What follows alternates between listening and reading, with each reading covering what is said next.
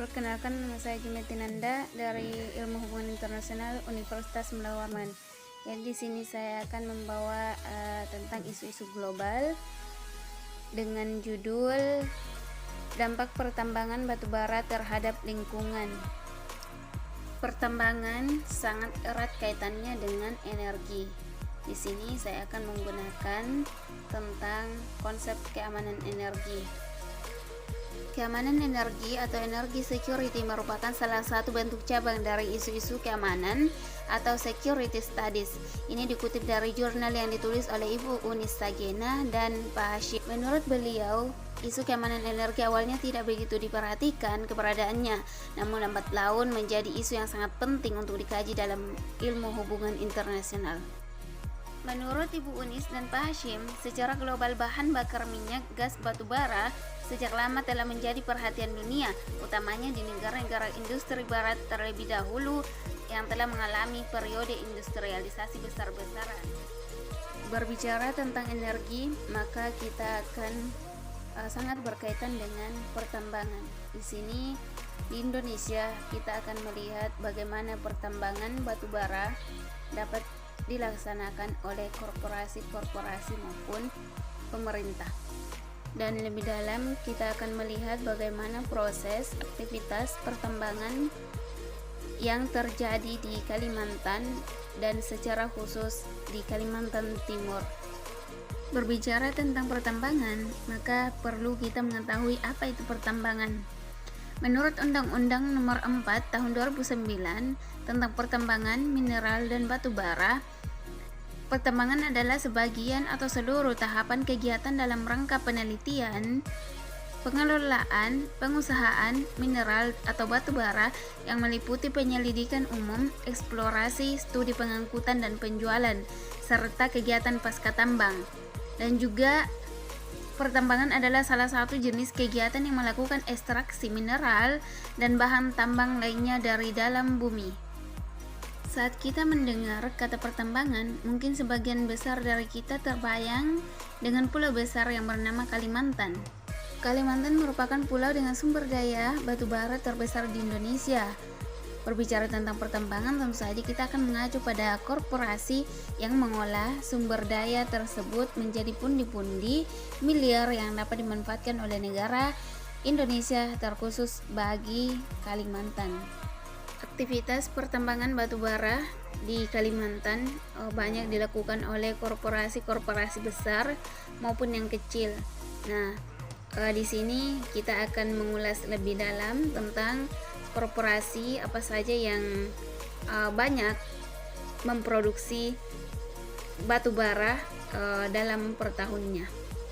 Di tangga pertama ada KPC atau Kaltim Prima Coal dengan produksi per tahun 2019 sebanyak 50 juta ton dan setiap harinya mengirimkan batu bara ke India sebanyak 20,5%, Cina 15%, Jepang 9,5%, Filipina 5,6%, dan di Indonesia sendiri sebanyak 28,5%, dan sisanya dikirimkan ke luar negeri yaitu Malaysia, Taiwan, Thailand, Korea, Italia, Brunei Darussalam, dan Pakistan.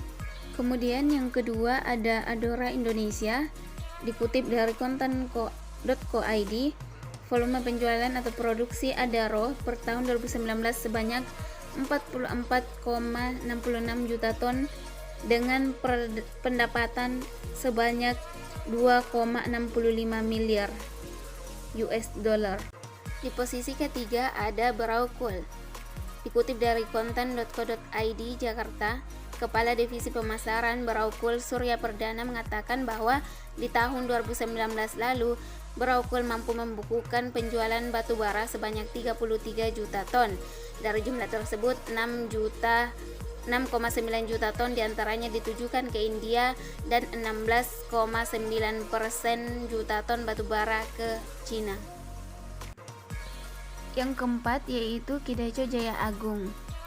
Dikutip dari Bisnis.com, produksi Kideco per tahun 2020 sebesar 33 juta ton dengan inisial budget sebesar 29 juta ton dengan target produksi pada tahun 2021 sebesar 31,4 juta ton.